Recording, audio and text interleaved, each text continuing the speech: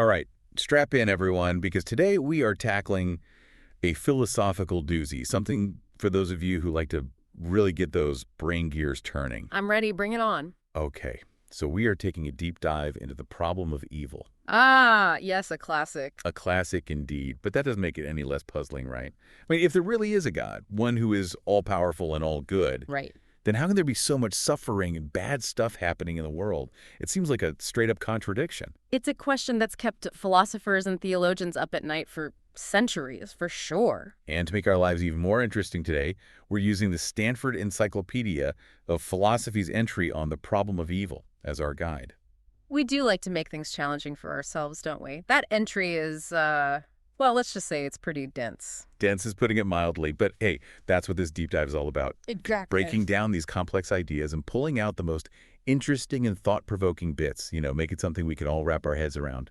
I think what's fascinating to me is just how many different ways philosophers have framed this problem. I mean, there's not just one way to look at it. Oh, yeah, absolutely. And before we even get into the different arguments, I think it's super important to be clear about what we even mean by God in this context. Right, because God can mean a lot of different things to different people. So how does the Stanford Encyclopedia define it?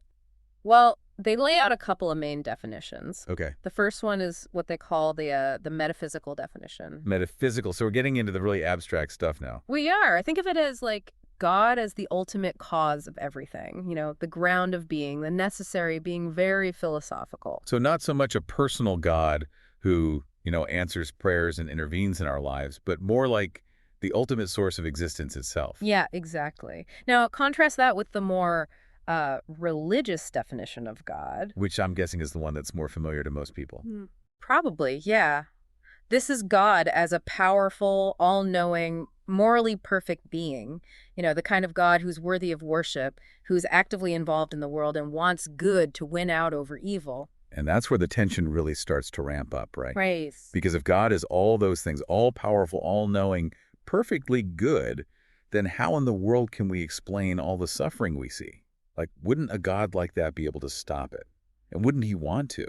That, my friend, is the heart of the problem of evil. And the Stanford Encyclopedia doesn't shy away from it.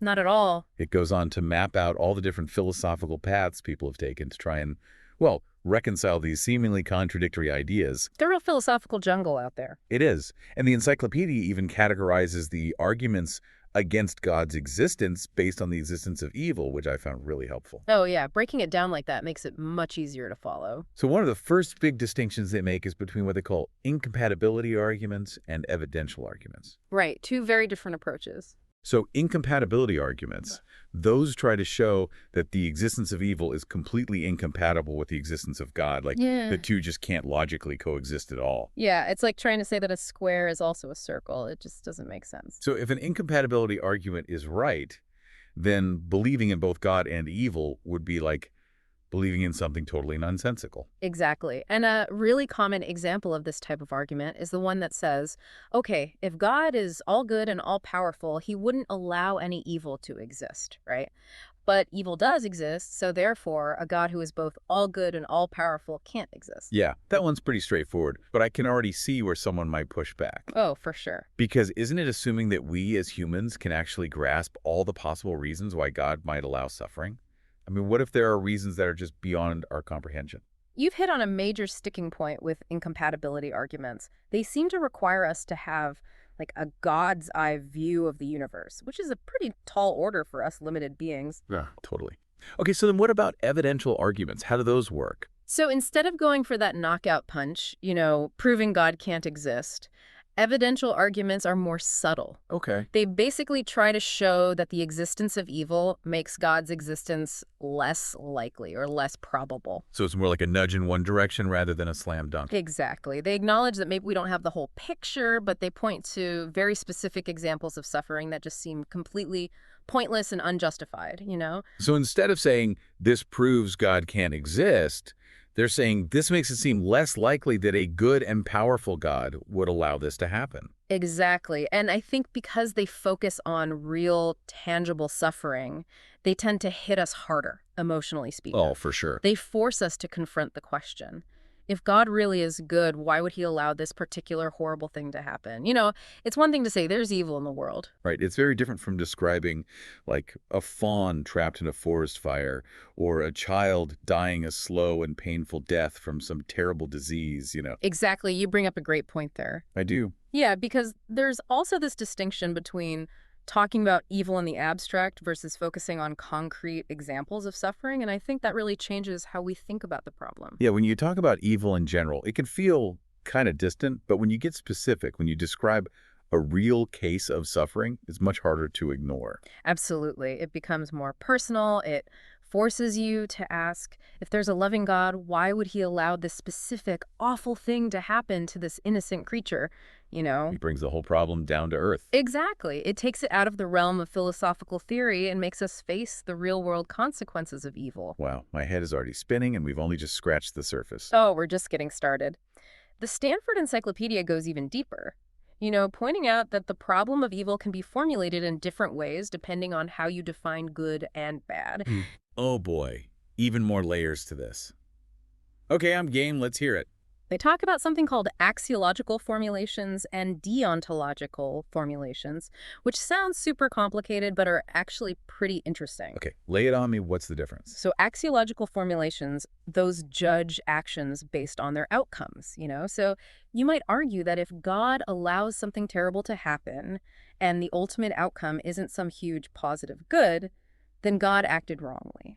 But wouldn't that require us to be able to calculate, like, the overall goodness or badness of the universe? That seems impossible. It's really tricky, right? And a lot of theologians would argue that we just can't possibly comprehend the full scope of God's plan. Right, so judging outcomes is way beyond our pay grade. Pretty much, yeah. So axiological formulations, while interesting, might not be the most productive way to think about this problem. Gotcha. Okay, so then what about deontological formulations? So those focus on the morality of the action itself, regardless of its outcome. So instead of asking, did this action lead to the best result, you're asking, was this action morally right or wrong on its own? Exactly. So a deontological formulation might say, okay, regardless of what good might eventually come from it, is it morally justifiable for God to allow, this particular instance of suffering to happen, like, say, a child being tortured?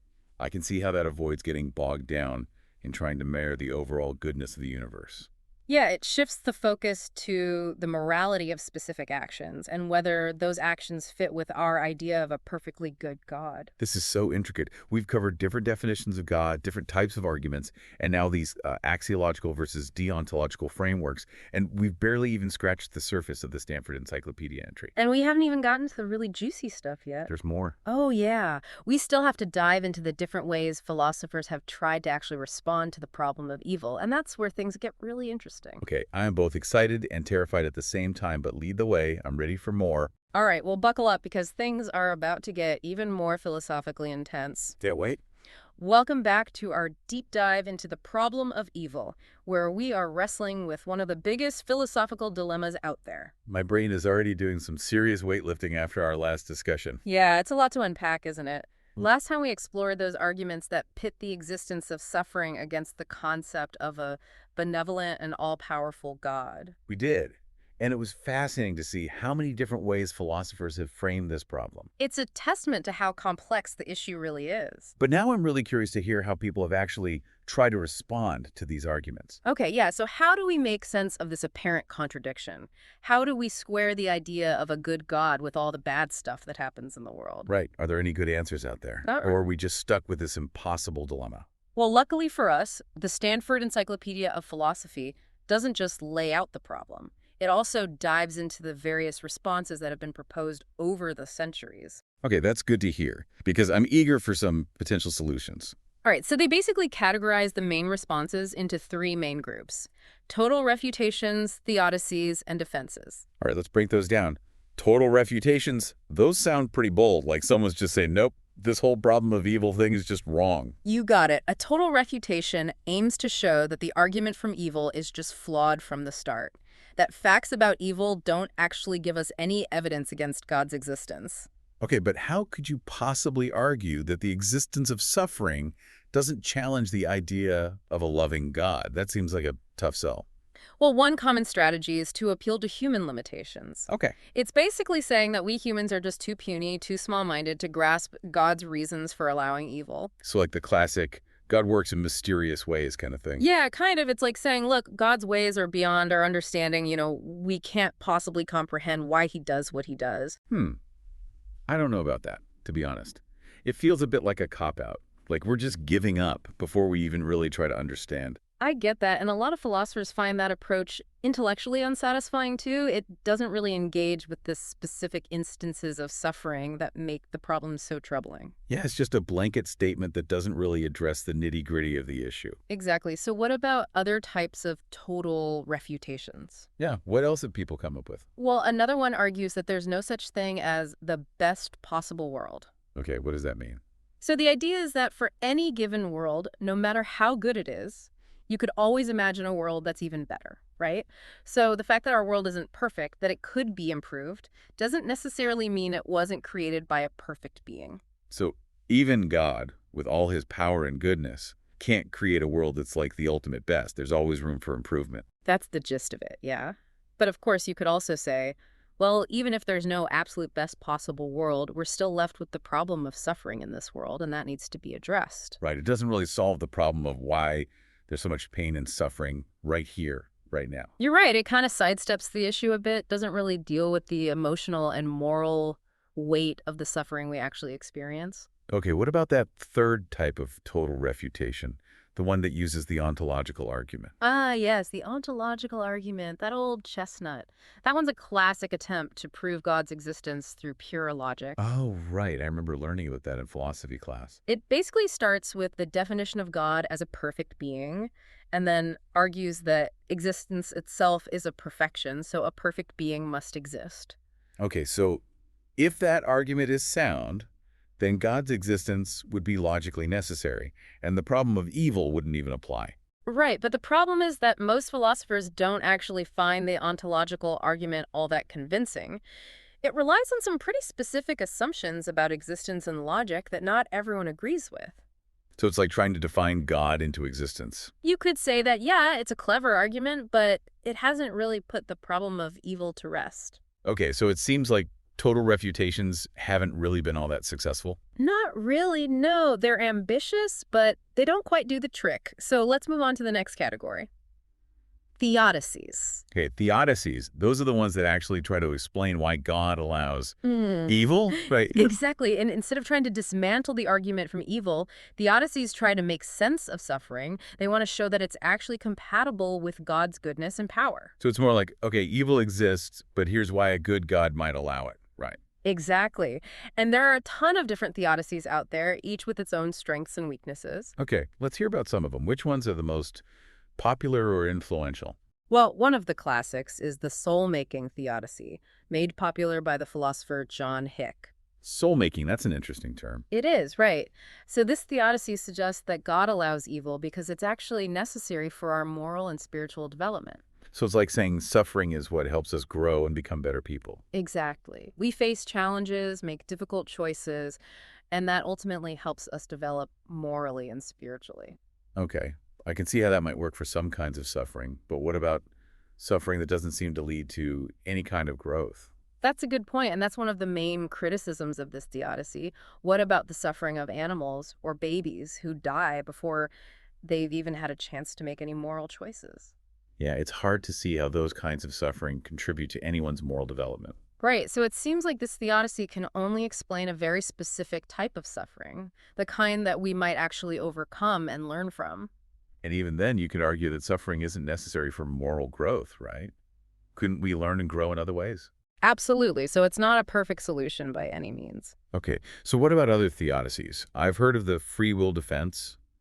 That one seems to be pretty popular. Yeah, the free will defense is a big one. It argues that God gave humans free will, and that evil is basically a side effect of that gift. So the idea is that a world with free will, even if it means there's going to be some evil, is better than a world where we're all just robots programmed to do good. Exactly. Having the freedom to choose means having the freedom to choose badly, and unfortunately, that sometimes leads to suffering. Okay, I get that, but doesn't that only explain suffering that's caused by humans?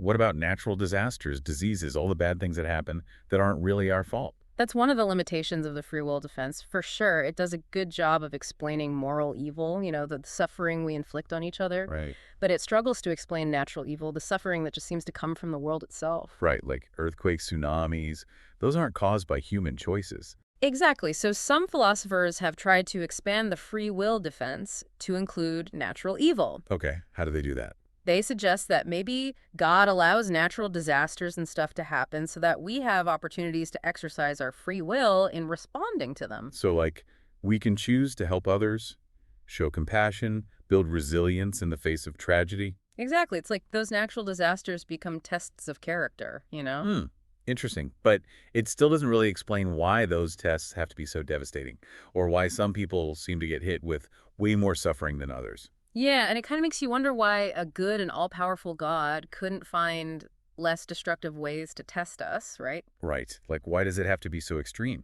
It's a tough question, and that's why philosophers have come up with even more theodicies and defenses. Oh boy, so there are even more. Oh, yeah. There's one that focuses on the value of having the freedom to do not just good, but also great evil. Okay, wait, what?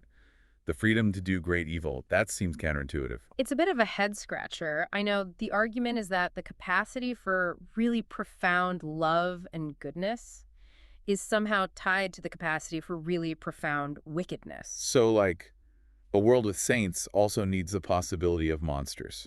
Yeah, something like that. But of course, you can ask, does that really justify the existence of those monsters and all the suffering they cause? Yeah, it doesn't seem like a very satisfying answer. Definitely a controversial one. And it still doesn't address the problem of natural evil. So then you have theodicies that try to explain suffering by appealing to the inherent goodness of natural laws. Oh, right. Like the idea that a world governed by predictable laws is better than a completely chaotic world, even if those laws sometimes lead to suffering. Exactly. Like, it's good that gravity exists, even though it means people can fall and get hurt, right? Right, because otherwise we'd be floating around uncontrollably, and that would be even worse. Exactly. So proponents of this view would say that a world where the laws of nature were constantly changing would be way worse, even if it meant less suffering overall. But then, couldn't a benevolent and all-powerful God create a world with natural laws that are both predictable and don't cause so much unnecessary suffering? It's a good question, and it kind of brings us back to square one, questioning God's power and goodness. Right, it seems like we keep running into that same wall. It's a persistent dilemma, and it leads us to that third category of responses. Defenses. Okay, defenses. How are those different from theodicies? They both seem to be trying to justify God's actions when it comes to evil. Yeah, there's definitely some overlap, and the terms are sometimes used interchangeably. Okay. But there is a subtle distinction. Theodicies try to give you specific explanations for why God allows evil, while defenses are more modest. Okay. They just argue that it's likely God has good reasons, even if we don't know what they are. So it's more like, trust me, God knows what he's doing, even if we can't understand it. You could put it that way, yeah. But for a defense to be convincing, it needs to offer at least some reason to believe that those unknown reasons are plausible? So just saying God works in mysterious ways isn't really enough. Not really, no. You need to give people at least some grounds for thinking that there are good reasons, even if we're not privy to them. It definitely seems like defenses require a certain degree of faith. You have to trust that there are justifications that are beyond our comprehension. It's a leap of faith, for sure, but there are some variations of defenses and theodicies that try to ground that faith in something more than just blind trust. Okay, how so? Well, one approach is to shift the focus away from individual instances of evil and look at the bigger picture, the overall picture of the universe. Right, like that idea we talked about earlier, that maybe a certain amount of evil is necessary for the overall good of the universe. Exactly. Maybe a world without any suffering would actually be flawed in some way, even if we can't understand how. It's kind of a mind-blowing thought, isn't it? It is, and this approach often uses the concept of global property. Global properties, what are those? These are like features of the world as a whole that are valuable, but might require the existence of some evil as a counterpart. It's like saying, sure, this specific instance of suffering is terrible, but it's somehow part of a larger cosmic tapestry that ultimately results in more good than bad. But how can we even know if those global properties actually exist? And even if they do, how can we be sure that they outweigh the suffering they seem to require? You're getting to the heart of the matter. The problem with this kind of defense is that it relies on things we have no direct knowledge of. We're basically being asked to accept that there are good reasons for suffering, even though we have no idea what they are. It seems like we keep running into the same wall. We can try to explain away suffering, appeal to unknown reasons, shift our focus to the big picture, but the problem of individual suffering keeps coming back. It does, and that brings us back to that example of Sue, the young girl who was brutally murdered. That case, and countless others like it, force us to move beyond these theoretical arguments and confront the raw, visceral reality of evil. It's a stark reminder that this isn't just an intellectual game, it's about real people and real pain. Exactly, and it's in those moments when we're faced with that kind of senseless suffering that many of the theodicies and defenses we've discussed seem to fall short. They might offer plausible explanations for some types of suffering, but they struggle to account for cases like Sue's, where the suffering just seems so gratuitous and pointless. So where does that leave us? We've journeyed through this complex philosophical landscape, but we haven't really found a definitive answer. Are we at a dead end? I wouldn't say we're at a dead end, even if we can't definitively solve the problem of evil. The very process of engaging with it can still be incredibly valuable. Okay, I can see that it forces us to think critically about our beliefs and the world around us. Exactly. It pushes us to confront the limits of our understanding and grapple with some of the deepest mysteries of human existence. Welcome back to the deep dive, everyone. I feel like my brain has been through a philosophical ringer after our last two discussions. I know, right? It's like we've been climbing Mount Everest of philosophical problems, and the air's getting a little thin up here. It is. We spent the last two parts of this deep dive really digging into the problem of evil. Breaking down the arguments, looking at all the different ways philosophers have tried to tackle this age-old question. Yeah, it's been quite a journey, hasn't it? It has, and I think one thing's for sure, there's no easy answer. This isn't a problem with a simple solution. You're telling me it's more like a giant maze with a million different paths, and most of them lead to dead ends. Exactly, which can be pretty frustrating, especially when you consider how emotionally charged this whole issue is. It's not just an abstract intellectual puzzle. Right. It's about real people and real suffering. Yeah, we've all experienced suffering in one way or another, whether directly or indirectly, and it's natural to want answers, to want to make sense of it. Absolutely. And that's where those philosophical abstractions we've been talking about can sometimes feel a little, well, insufficient. Okay, so how do we bridge that gap? Well, I think it helps to remember specific cases, like the example we talked about earlier, Rose's example of Sue, that young girl who was brutally murdered. Right, that one was really hard to hear about. It was. And it's cases like that, countless others like it, that force us to move beyond the theoretical and confront the raw, visceral reality of evil. That's where it really hits home. It's one thing to debate the logic of God and evil, but it's a whole other level when you're trying to make sense of a specific, senseless tragedy. And that's where a lot of the theodicies and defenses we talked about start to struggle. They might offer explanations for some types of suffering, but they just don't seem to hold up when faced with something like Sue's case. Yeah, like how can any amount of soul-making or greater good possibly justify that kind of horrific suffering, especially when it happens to an innocent child? It's a question that continues to haunt us, and it's a question that, honestly, each person has to wrestle with on their own. So where does that leave us? I mean, we spend all this time exploring this problem, but we haven't really found a definitive solution. So are we just stuck? I wouldn't say we're stuck, no. I think even if we can't solve the problem of evil, the process of wrestling with it can still be incredibly valuable. Okay, I can see that. Like, it forces us to examine our own beliefs, to really think about the world around us. Exactly. It pushes us to confront the limits of our understanding and grapple with some of the biggest questions out there. It's like that saying, sometimes the journey is more important than the destination, right?